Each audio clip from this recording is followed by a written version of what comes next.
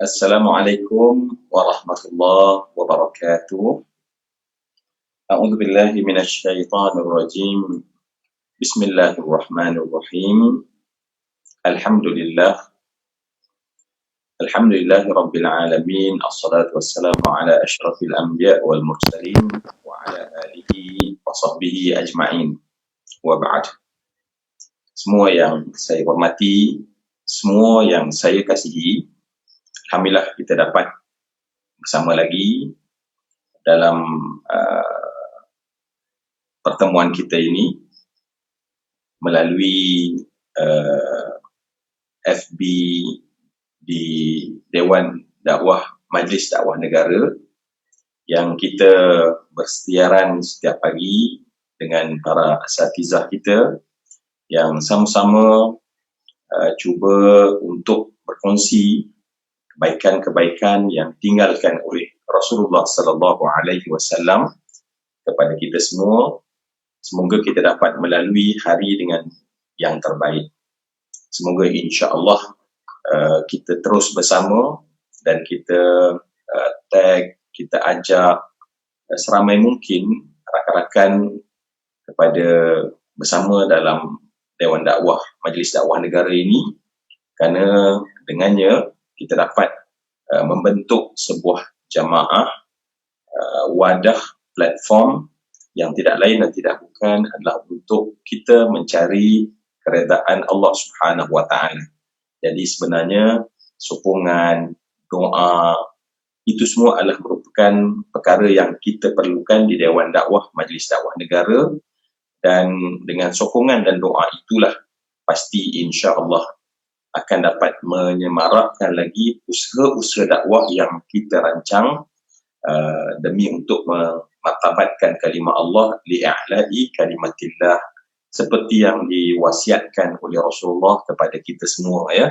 Jadi kita semua ni berkongsi, sama-sama berta'awun, bertolong bantu untuk kebaikan, sebab ada kebaikan yang kita boleh buat seorang-seorang, tetapi banyak kebaikan dalam agama kita kena berjamaah untuk melakukannya insya-Allah. Jadi janganlah lepas memandang untuk bersama-sama dengan apa cara sekalipun dalam Dewan Dakwah Majlis Dakwah Negara. Baik, semua yang saya hormati dan saya kasih sekalian, pagi ini kita mengambil kesempatan untuk membincangkan bagaimana diri kita bermuhasabah dan bagaimana kita saling mengingat supaya kita dapat melaksanakan kehidupan ini dengan penuh kebaikan, sehingga seolah-olah tidak ada yang kita lalui dalam hidup ini melainkan dalam limpahan kebaikan.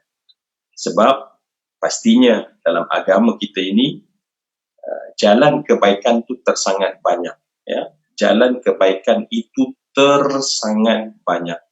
Jadi apabila kita berjaya melalui jalan kebaikan yang banyak tersebut, kita sebenarnya Allah telah limpahkan dengan kebaikan yang banyak. Inilah perbincangan kita pada pagi hari ini. Apatah lagi semua yang dikasih sekalian, manusia ni dia berdepan dengan dua keadaan, ya. Saya ingatkan diri saya dan kita semua bahawa manusia berhadapan dengan dua keadaan. Keadaan pertama, ya, ni kuadran pertama. Manusia ada 4 kuadran, ya.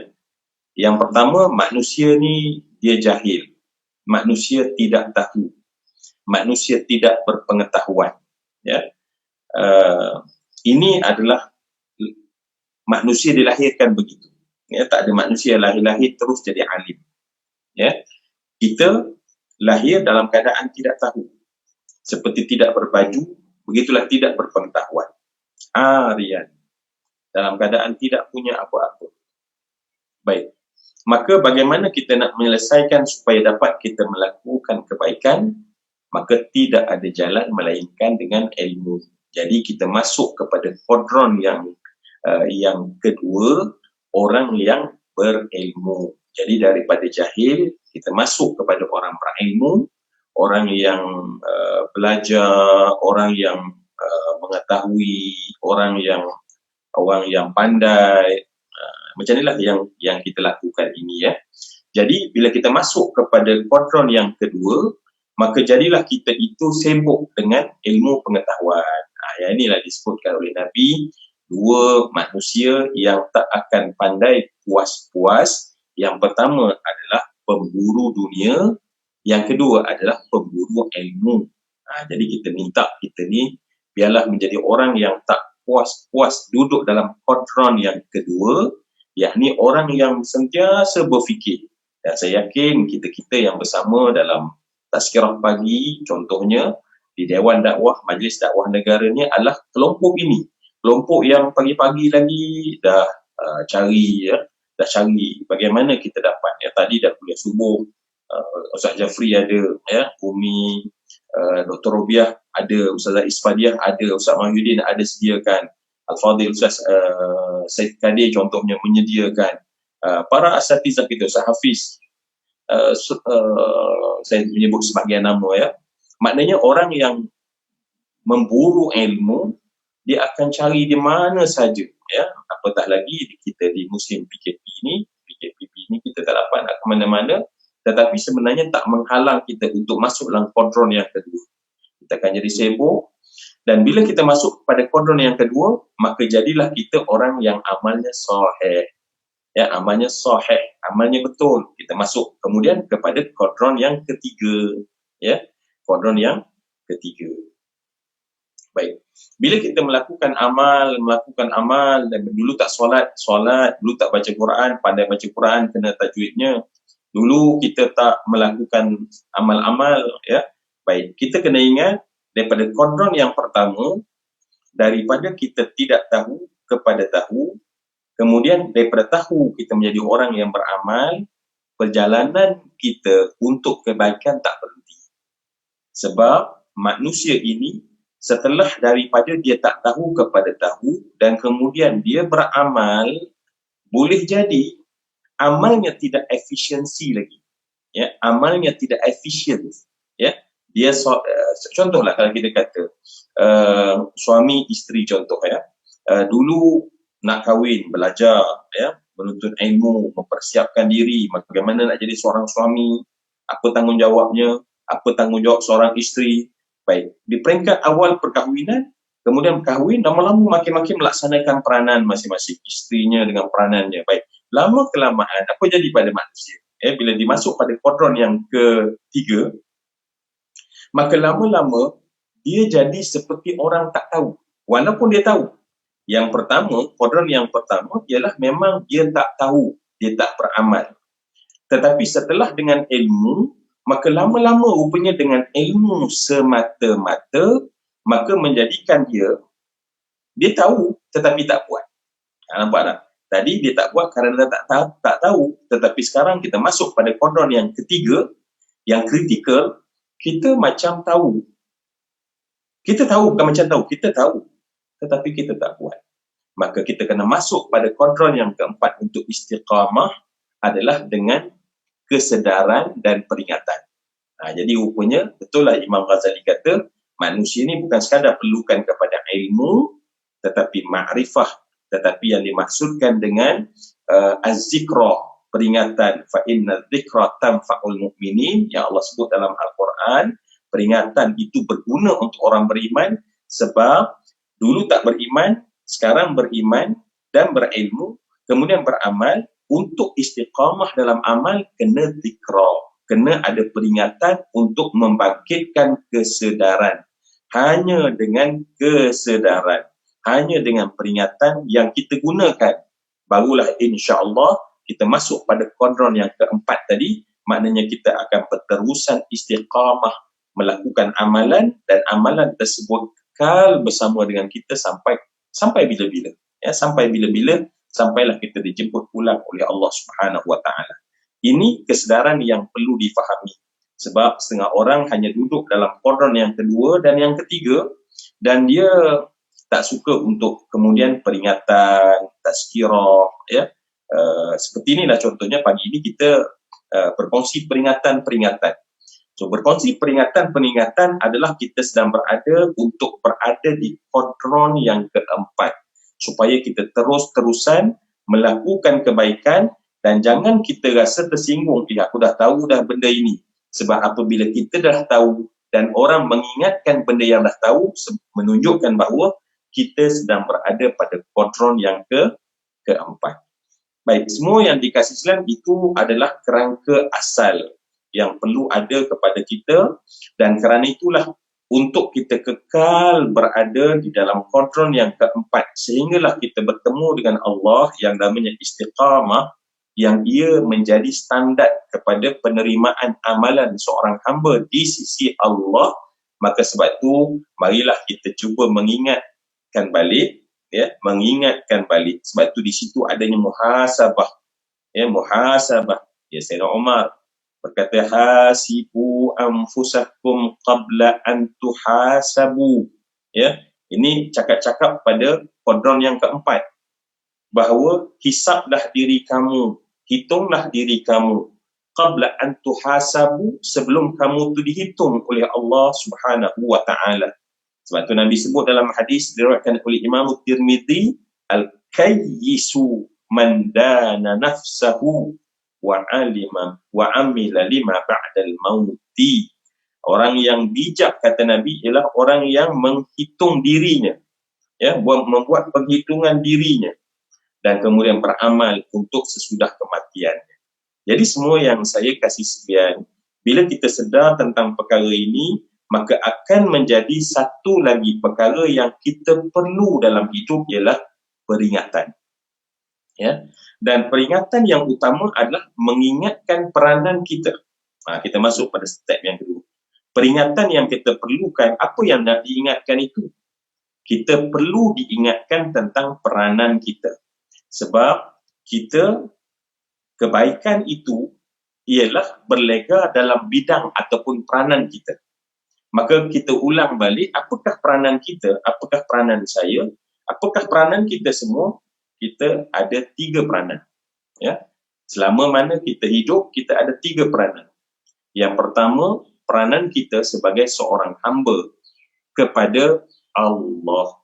Syekh Ma'ruf, semua orang tahu kita al-hamba bagi. Bila kita beriman, bila kita asyhadu an la ilaha illallah wa asyhadu anna Muhammadar Rasulullah, kita tahu yang kita ini berperanan sebagai seorang abdi, abdun, abidun, abid. Kita ni hamba yang hina kepada Allah Subhanahu wa taala. Ini peranan kita. Dan peranan inilah, perimeter dia, itulah yang menjadikan kebaikan kita boleh lakukan. Dan kebaikan seorang hamba adalah setiap saat. Maksudnya setiap saat kita mengakui aku adalah seorang hamba kepada Allah, yang sifat aku kepada Allah adalah sangat hina. Allah Rabbi, Jadi sebab tu aplikasinya ataupun manifestasinya adalah melalui solat, melalui bila kita melakukan ketaatan, kewajipan-kewajipan yang diperintahkan oleh Allah, menunjukkan bahawa kita adalah merupakan seorang hamba kepada Allah. Kenapa kita melakukan solat? Bukan untuk bermegah kerana kita melakukan, tetapi kita nak bagi tahu kepada Allah betapa hinanya. Baik, peranan yang kedua, sebab saya berniat sebenarnya nak membaca hadis Nabi SAW, tetapi sebelum itu saya masuk pada yang kedua adalah perbincangan kita ni. Yang kedua adalah peranan kita yang kedua adalah sebagai khalifah. Apakah, dengan siapakah khalifah ini? Terhadap dunia kita, our world, kita punya dunia. Sebab kita disebut oleh Allah, inni ja'ilun fil ardi. Jadi kita punya keterikatan selama mana kita duduk di atas permukaan bumi, maka kita adalah menyandang peranan sebagai seorang khalifah. Baik, dalam khalifah itulah kita jadi anak. Dalam khalifah itulah kemudian kita berkahwin, kita jadi suami atau isteri. Dalam batas khalifah itulah bila kita bekerja, kita ada kemahiran, kita bekerja untuk memakmur dan mencari rezeki. Dalam peranan khalifah itulah kita berbakti kepada mak dan ayah kita, kita berbakti kepada agama. Baik. Seluruh khidmat yang kita berikan dalam ruang lingkup khalifah. Cuba bayang betapa besarnya jalan-jalan kebaikan yang terbuka pada kita. Seorang isteri membuat baik kepada suami, dia sedang melalui jalan kebaikan. Dia dilimpahi dengan kebaikan. Seorang anak melakukan kebaikan kepada ibunya setiap masa, maka dia adalah merupakan kebaikan yang melimpah untuk dia. Apa lagi? Kita bersahabat, kita buat baik pada sahabat, kita ziarah, kita memenuhi hak-hak sahabat. Itu adalah limpahan-limpahan kebaikan yang terbuka luas untuk kita. Hatta kita keluar membanting tulang, mencari rezeki yang halal di sisi Allah Subhanahu wa taala. Sampai penat kita cari rezeki. Man amsawaniyan, kata Nabi dalam hadis Nabi, man amsawaniyan fi talabil halali bata maghfuran lahu wa asbaha wallahu anhu radin. Dalam Musnad Imam Ahmad, kata Nabi SAW, barang siapa berpetang-petang, ni pagi lagi ni, kita balik petang nanti dalam keadaan wanian, penat sangat. Ya. Kalau isteri bekerja di rumah, penat sangat. Sampai pada, kata Nabi, sampai dia rasa penat. Maksudnya kerja tu kena habis-habisan. Sebab kenapa? Sebab itu peranan aku sebagai seorang khalifah. Baik, dia pulang pada waktu petang, kata Nabi, dalam keadaan penat. Lantas di malam hari dia tidur. Ya, orang penat. Ya, bila penat, tak ada masa lagi dah nak main game, tak ada masa dah nak, sebab penat. Ya. Sebab kita tahu bahawa tidur adalah satu tuntutan hak badan kita yang kita kena beri. Maka ketika itu kita tidur, kata Nabi, bata maghfuran lahu. Tidurlah dia dalam keadaan Allah mencurahkan sepanjang dia tidur tu maghfuran, keampunan daripada Allah baginya. Maknanya tidur dia, ya, berpusing ke kanan, berpusing ke kiri, seolah-olah basah lencun dengan keampunan daripada Allah, sebab tadi siang dia melaksanakan tanggungjawabnya, kebaikan, jalan kebaikannya sebagai seorang khalifah. Ya, cuba bayang kalau isteri dalam penat sebelum keluar dah prepare. Kerja juga, itu juga adalah merupakan khidmat. Balik lagi meneruskan khidmat. Semua orang melakukan khidmat selama mana? Sebab tanggungjawab khalifah selama mana kita ada di atas permukaan bumi. Bila kita tidak lagi berada di atas permukaan bumi, tanggungjawab khalifah kita tidak ada lagi pada masa itu. Orang dalam kubur tak dituntut untuk menjaga anak-anaknya yang berada di atas muka bumi sebab anak tersebut dah berpisah.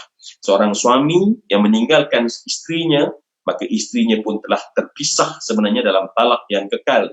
Maka pada ketika itu, artinya peranan seorang khalifah telah selesai. Baik.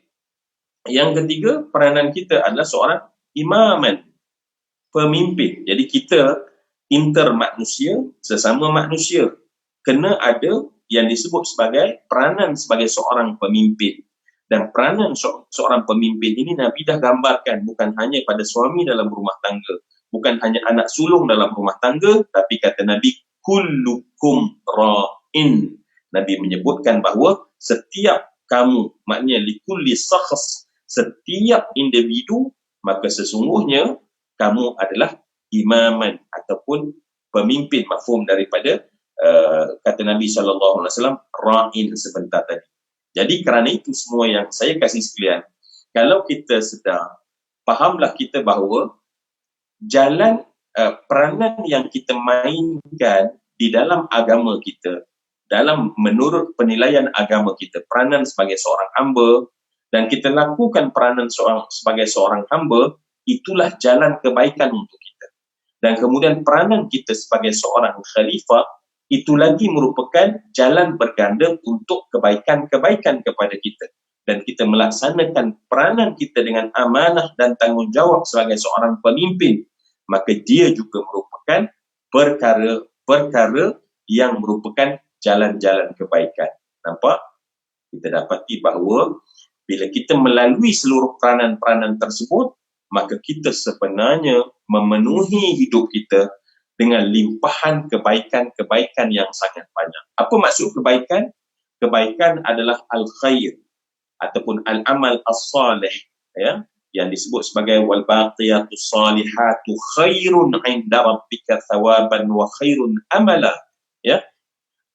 Perkara-perkara tersebut ialah perkara yang dikeluarkan oleh seseorang, dan kita gunakan kalimah limpahan.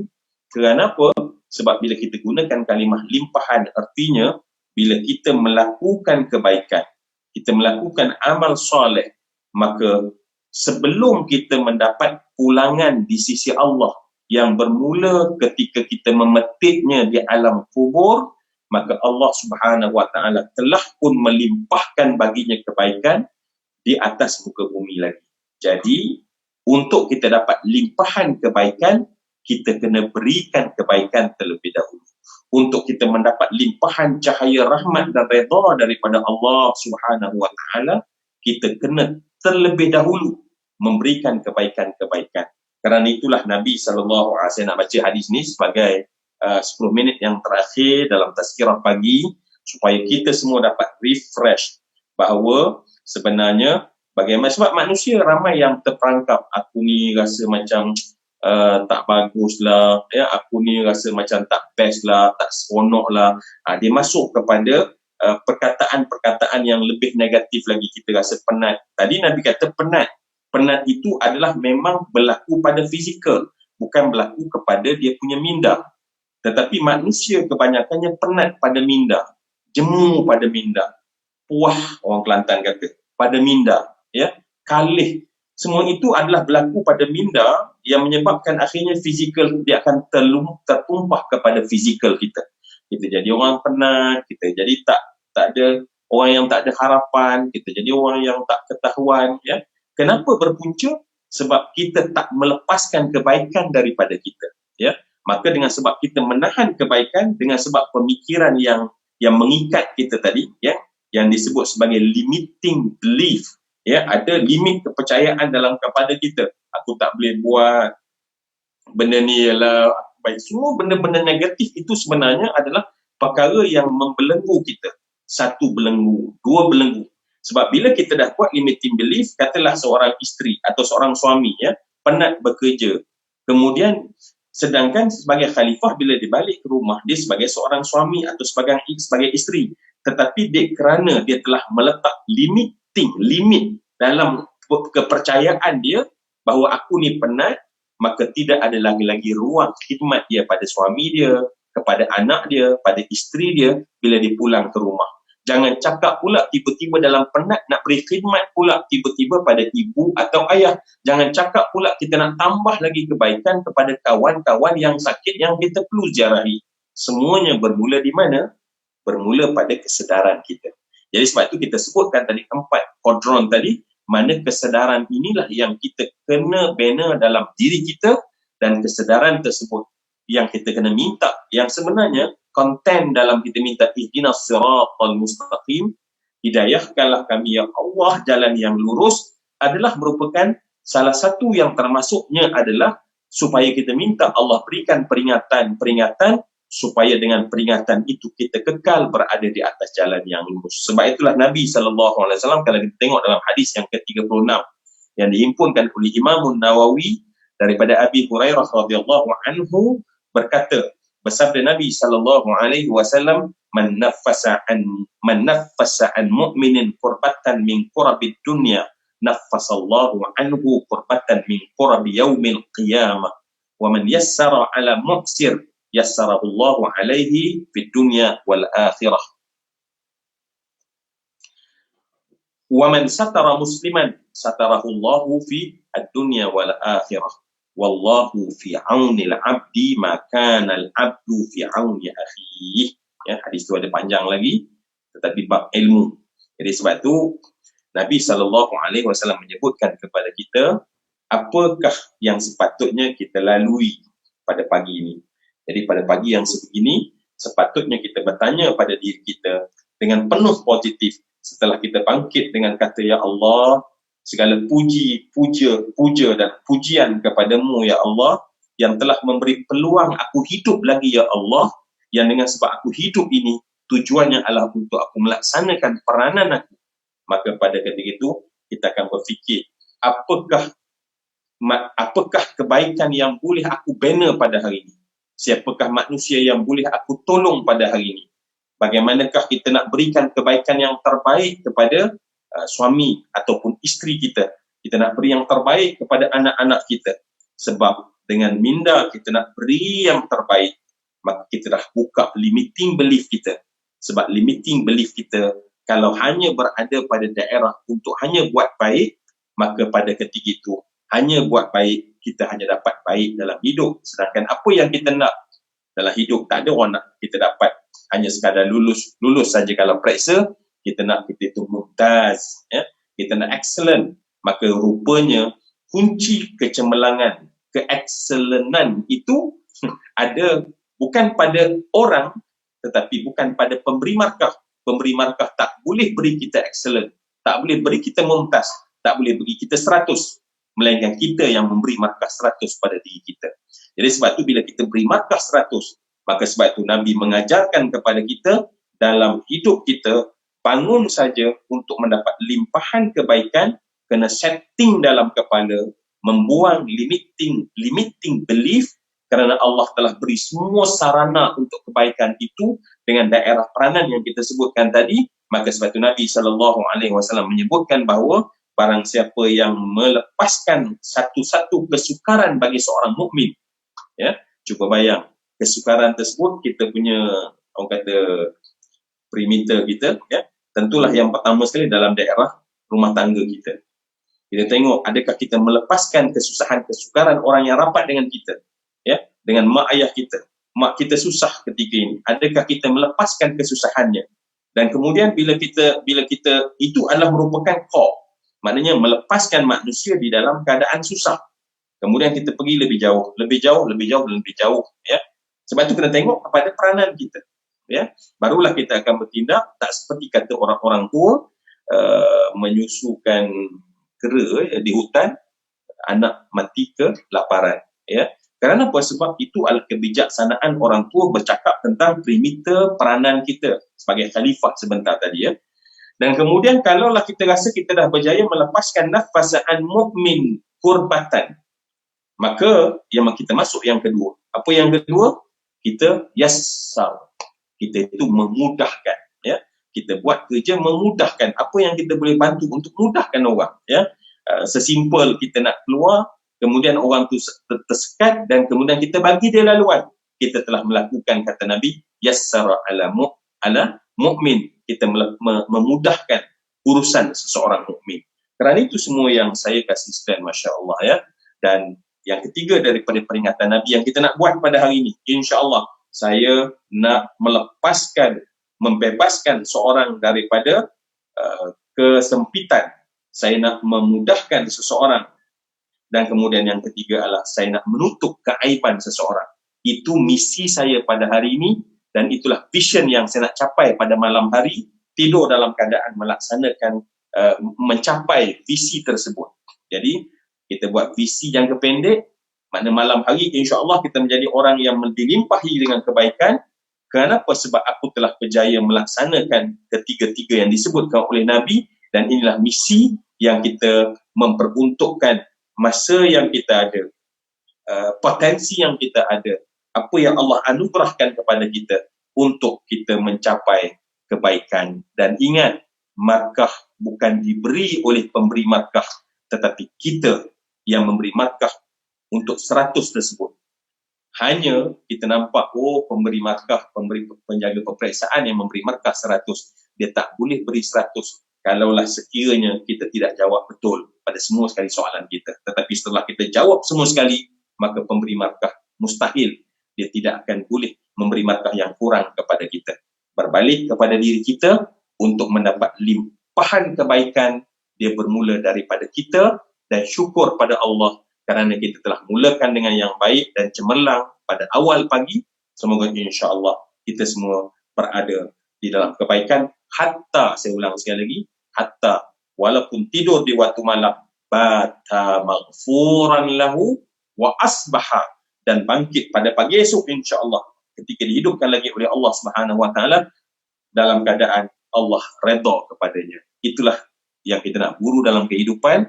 InsyaAllah kita jumpa lagi, tuan-tuan. Jangan lupa untuk terus bersama dalam rancangan Tazkirah Pagi di Dewan Dakwah Majlis Dakwah Negara, agar kita sama-sama dapat berjamaah bersama-sama, dan insya-Allah apa saja sokongan, apa saja sumbangan, di bawah tu ada sumbangan yang kita sama-sama boleh berikan, sebab tidak lain dan tidak bukan adalah untuk mengimarahkan dakwah di bumi kita yang tercinta ini. Sebelum kita pulang ke hadirat Allah, aqulu qawli hadza wa astaghfirullahal azim li wa lakum lisairil muslimin. Assalamualaikum warahmatullahi wabarakatuh.